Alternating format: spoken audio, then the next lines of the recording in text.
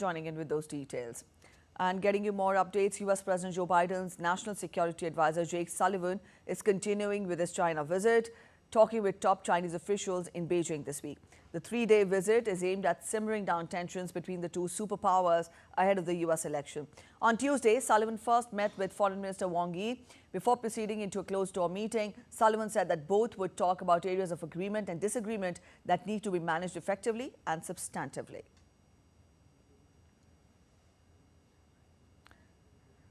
All right, Laura Westbrook joins us with more from Hong Kong. Laura, good morning. To begin with, sum up day one for us of Sullivan in China. What were the key highlights of the meetings that he held there?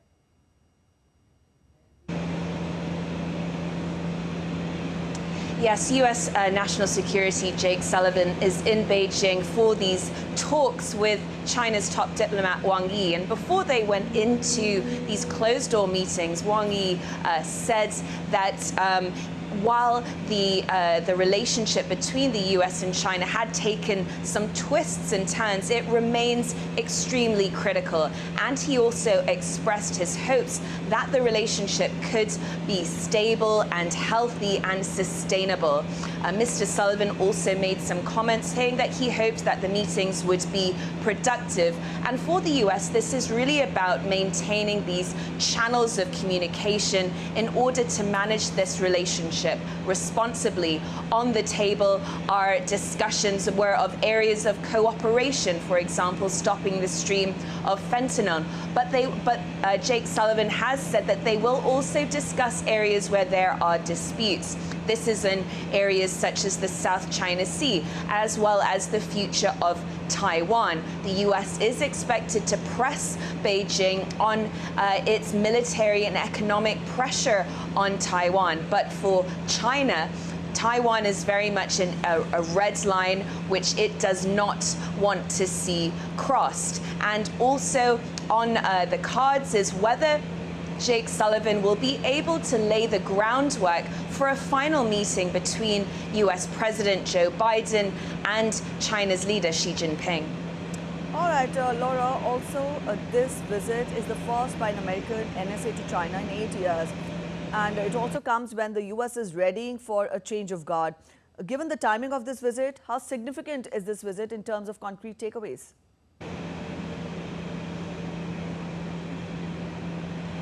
It is significant. It does seem like the U.S. under the Biden administration is very keen to maintain these channels of communication, as I mentioned.